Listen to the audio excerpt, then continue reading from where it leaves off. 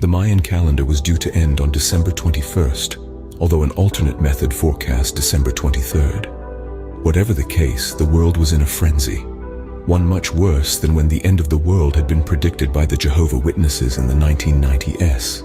For radio, TV, and other electronic signals all over the world were all being disrupted by some unknown source. And there were the tremors. Commander Grandmasters East and West were already at the tow center in Hawaii when the president's CIA chief called in. East put it on speaker. "We can't track the source of the disturbing signals. My experts tell me that these signals are like none they've ever dealt with before.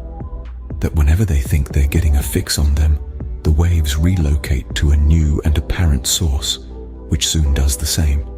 Also, the waves are at a frequency which shouldn't even function for its range.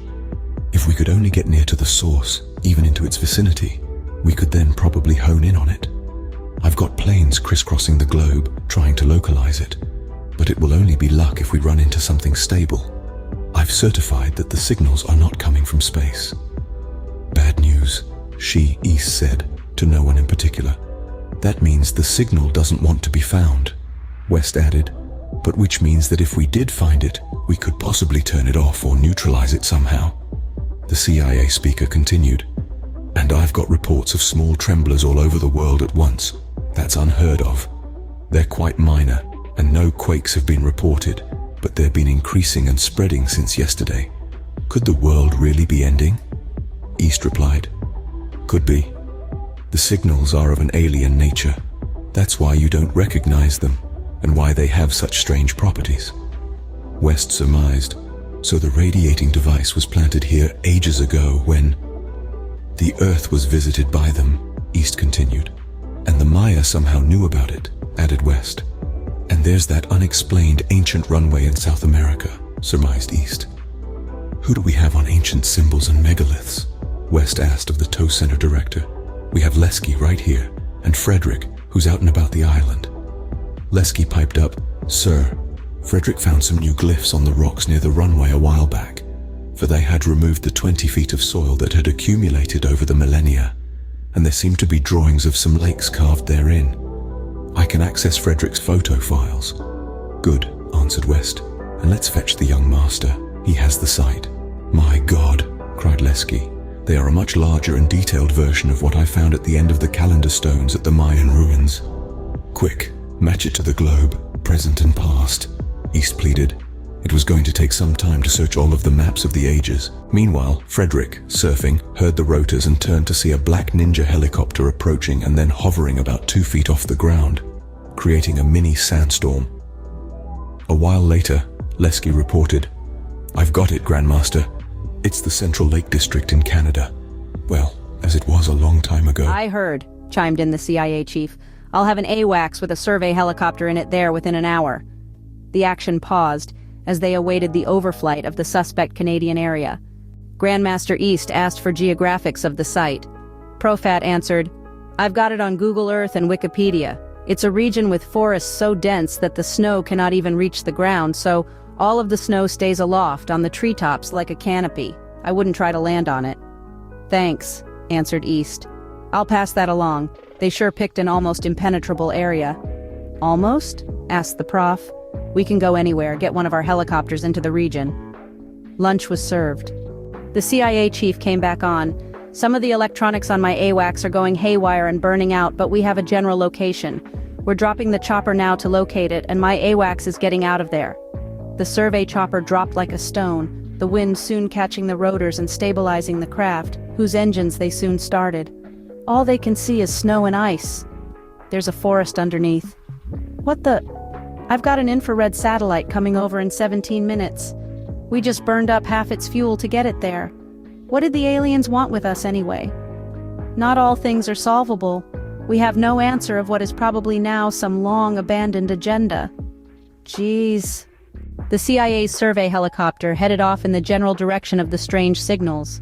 However, there came an avalanche of strange sensations as they began to narrow the source of the emanations, such as nausea, high heartbeats, a sense of suffocation, tight chests, panic, anxiety, and much more than they'd ever known in the strenuous training during flight school.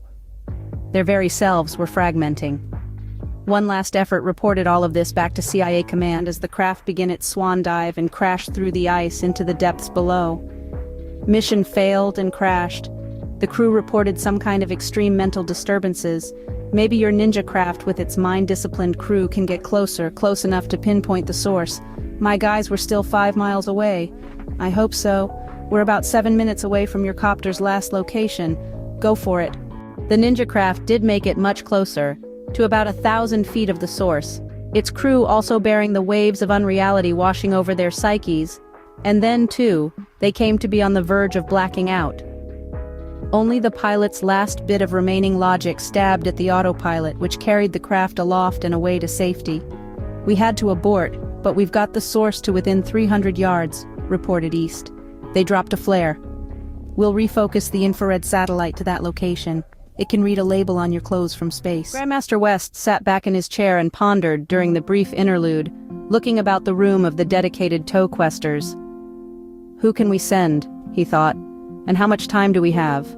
Sir, a Russian jet fired 3 missiles toward the target, but their electronics and guidance systems fizzled and fried, the missiles winging away erratically and plowing into the ice like harmless duds.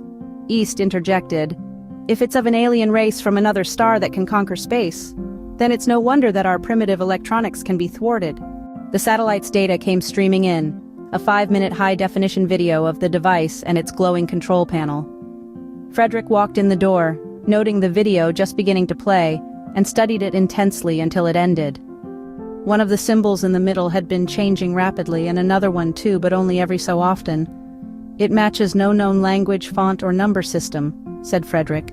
That's true, answered an associate. We just put it through the translator. My kingdom for a Rosetta Stone, replied the tow center director. We have 4 hours or so, answered Frederick. I identified its 0 character and then deduced the rest from their structure and form, and from the sequence of the rapidly changing symbol. It's a timer that has advanced 6 minutes in the 5 minutes that we watched it. It's on its way down to all zeros. Frederick sat down and went into a trance-like state. Someone came over. No, said West. Leave him be. The CIA came back on.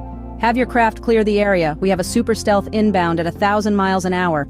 The president has authorized a tactical nuclear strike. 10 minutes to arrival. We're already clear, but the strike won't work, answered East. It's worth a try. A while later, Frederick looked up from his reverie.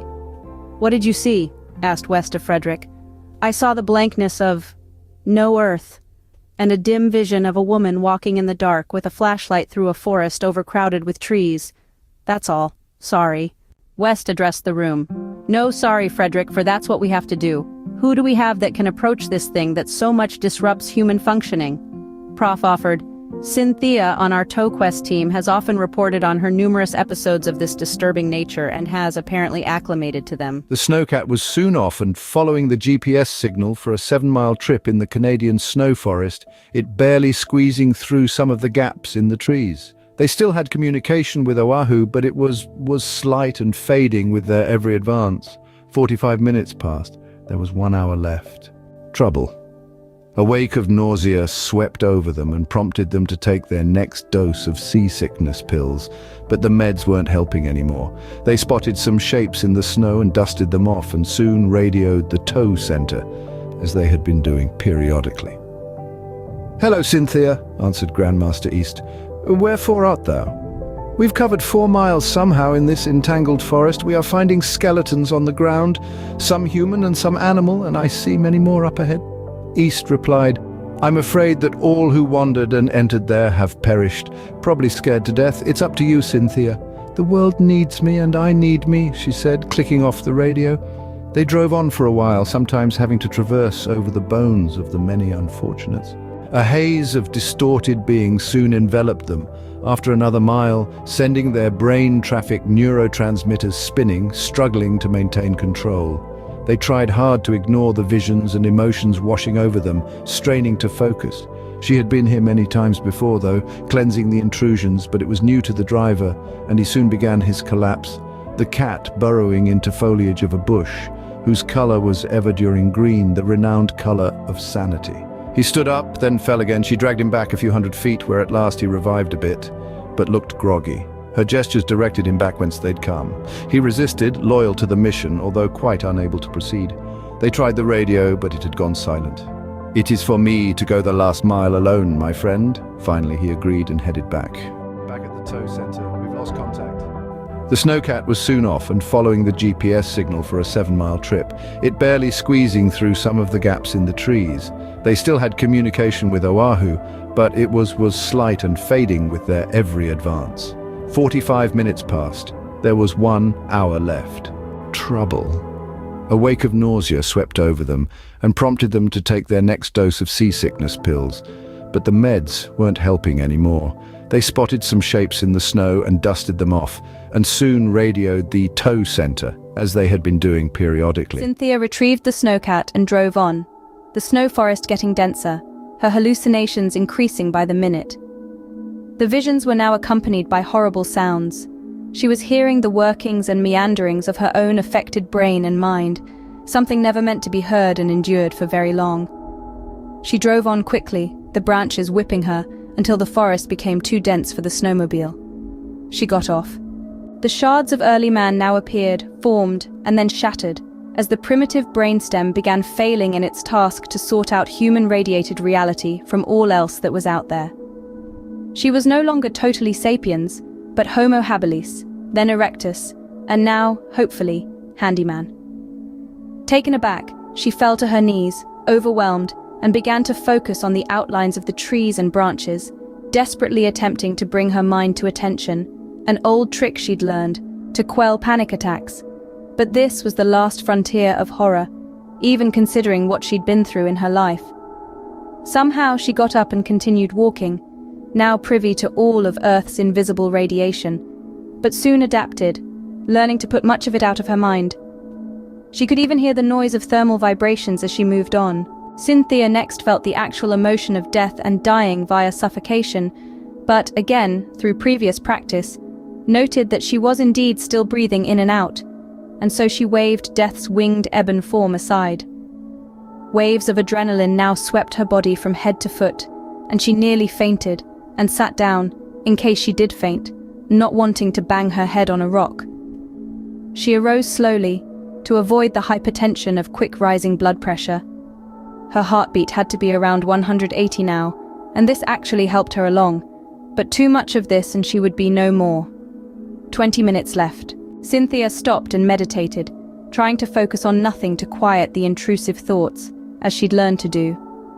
It didn't work here as well as it had elsewhere, so she switched to another alternate method, which was to watch the maddening thoughts go by, as if in a parade, but not taking them in or entertaining any of them. They appeared, marched across and exited, stage right, all unattended to by the witness, her, consciousness, for she was now sitting in the audience, way in the back row.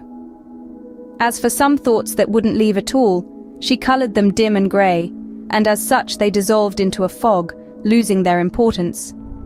She got up, her heartbeat perhaps now down to 140, but many nightmares and their foals were still passing on by, as wide-awake dreams, such as in schizophrenia. It was almost too much. Her very self was beginning to disintegrate, she desperately trying to hold on to that last bit of logic in a back corner of her mind somewhere, a mind that was being overwhelmed with unreality. She stumbled on, heading in the direction of increasing sickness, her only means of navigation. What's that? She turned off her light, for there was a glow in the distance. That was it. 10 minutes left. 10 minutes left in the snow forest. The pressure upon her sense of self grew worse as she approached the glow. Logic's last gleam was fading, for life's last light was now upon her. Cynthia was only 10 feet away when waves of confusion washed all thinking away. She fell forward a few more feet and collapsed, so close. She didn't know it yet, but she had entered a zone of safety, one that perhaps the device itself needed to be free to function unaffected by its own emanations. Her head spun round and round as consciousness returned, another familiar sensation, but one that was never very pleasant. 4 minutes left. The mental disturbances were gone now, but she still reeled from their ravages. She felt cold for the first time, then freezing. Her body had been overloaded, Its thermostat was not functioning well. It took her a minute to regroup. She'd known cold winters before. She willed her body to function. She stood up and faced the alien device. There was a switch. She turned it off. The glow lights dimmed, and the machine began to fade. Then into oblivion went. Was it really happening, or was it a hallucination? She reached out her hand to where the device was, and felt nothing. She lay down to surrender to the night of death and fell asleep in the Crystal Palace, her tomb to be. Back at the tow center, all looked to the clock. There were 3 minutes left. As the countdown neared 0, nearly everyone tensed. East looked at West. It's been fine, this life. Indeed. At 0, nothing happened. The CIA called and reported. The tremors have stopped, but for the Earth settling back in, all emanations have ceased. It's over.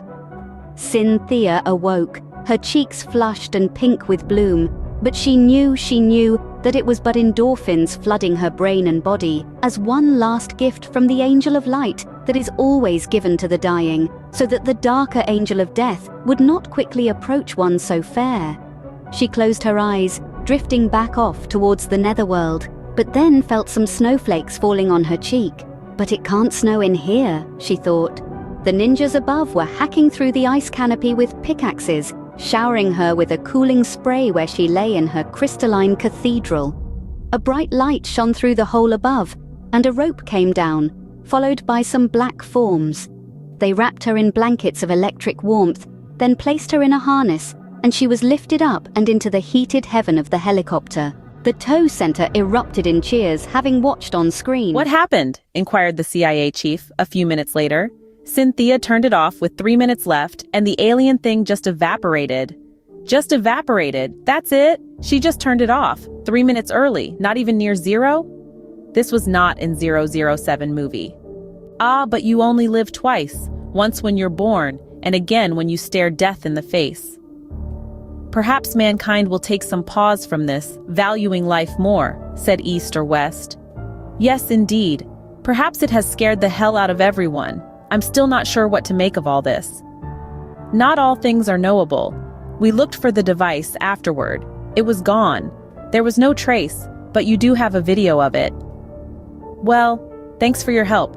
I don't know how you did it, but you sure pulled this one out of your butts. Great anal OG. I'm afraid we don't really know how we did it either. It's beyond me. Now, about the news media and that alien thing. It never happened. Yes, I guess it never did.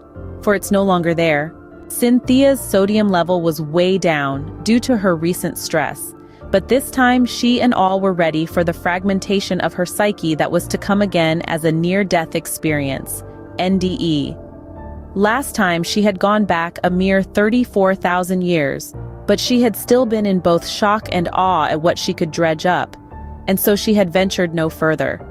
She was now safely in the hospital, but the sodium drop had already begun a cascade of events that had called upon death to continue to knock at her door, while also revealing the brain's hidden recesses to her consciousness.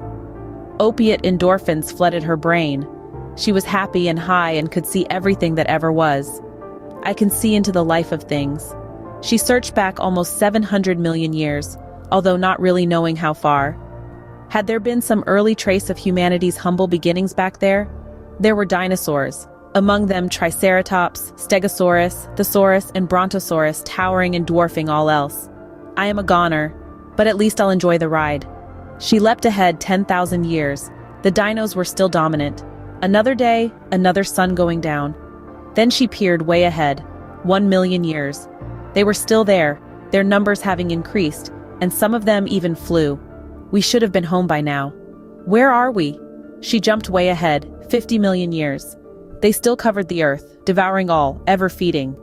By what hand were these eternal monsters made to rule the world? Where was Proto-Man? He should have appeared by now. There was going to be trouble. They were beautiful beasts, but she felt no kinship with them. I am not of thee. Sensing their invulnerability, she dared to move tremendously ahead. 500 million years. There were now untold varieties and numbers of dinosaurs. They exhaled the very breath of eternity, that of the never-ending. They were the kings and queens of forever. It looked as if humankind would never make it. I will look for us near rivers deep, clear and wide. Those shores were empty of early man and filled with swimming monsters. However, something was amiss. The air was rather hazy. She looked but a decade ahead. The monsters were all dead or dying. Their eyes were as blank and empty as paradise. She glanced but another decade further. They were all gone. A stellar nursery, the Pleiades, has just appeared in the night sky. A nervous, shrew-like night creature darted out into the open, in the daytime. I know you. All too soon, in one way, Miss Cynthia received the life-saving spinal injection, for she was about to traverse back from prehistoric man right on up through Homo sapiens. But at least, death would have to come back another day. Poet to poet, Austin and Cynthia rendered the details of Cynthia's journey, he visiting her in the wilderness, into the final CIA report, through the highest power of language, poetry, one that tries to flesh the truth in living words finely dressed. Crystal memories from spring to winter. From her hilltop cabin of logs, Cynthia recalls the ice, once in her veins, the freeze. Lo, the Canadian lilacs have bloomed at last. Nature springs from winter's tomb, the bloom already in the seed, the tree already contained within the acorn. Crystal fragments remain, sharp memories of the ventures in which she shattered not. Surging sprigs sprout from the soil, spring showers make the summer flower. All the seasonings arrive at her door, for all things come round to those who observe. Summer wakes from spring's dying kiss, blooming when the rose does, sunning after the spring's running. She could never be too warm, for she'd endured the frost. The kaleidoscope revolves, life's cycle. Summer rains upon the land, eventually fading in the night. Life's second bloom shines upon middle age, colors her mind, its rainbows shimmering. Autumn falls as summer leaves, harvesting its sum of days, seconding the rose of spring. The hearthstone fire glows heartily with herself as she stokes the flames of the wandering soul. The smile meets the tear. Fall's embers last through December. It snows atop the trees, ne'er falling in, entombing a spring that waits for the miracle. Ice winds stalk the weed flowers, the ghosts frosting the dead stalks, snow crystals barring all that grows. She's in the cabin safe, snug, warm, and whole. Winter is death cooled over, melting snows feed spring waters. Later, using the Grandmaster's pass, Austin filed the full account, after all had read it, into the tube of Secrets of That Never Happened, one that led to the vault, 20 miles down into the earth. He noted the maintenance stairway beside it, where none had ever gone, and looked in. The master knew he would, to see it spiral down into Neverland. So strangely compelling it was that he ventured down, underground, beyond all sight and sound. To learn the secrets, what is and ever was, one must brave the crypt and ghost of cause. So into the deep he went without pause, to look down, ever down, no self to keep, through birth, death, and the shade of sleep, through paths unkempt, underswept to the deep, through the cloudy strife of this hazy life, past the realm of the things which seem or are, even o'er the steps of the remotest bar. Down, down, where the mind whirls round and round, down, down. As the ear draws the sound, as the eye the light, as the dark the fright, beyond all death, despair, love and sorrow, past yesterday, today and tomorrow, the body's guide but the spirit of the soul. Down, down, through the fog, the knot and the void. Down, where reigns the night and the air is thin, to where sky and stars are not but within, where the radiant have not their throne, where there are some pervading all alone. Down, down, to the fathoms of the cryptic. Down, down, where substance slept with arithmetic, toward the spark yet nursed by embers, to the first and last that life remembers, to seek the gem that shines, the wealth of minds, the jewels so treasured by thee and thine. Down, down, we guide thee, we must carry thee, down, down, we're illumination beside thee. Fear not the proof, it's the beauty of truth. Here the enigma of the immortal is undone and unloosed through life's portal, the theory of everything mortal, the idea that we've opened the door to.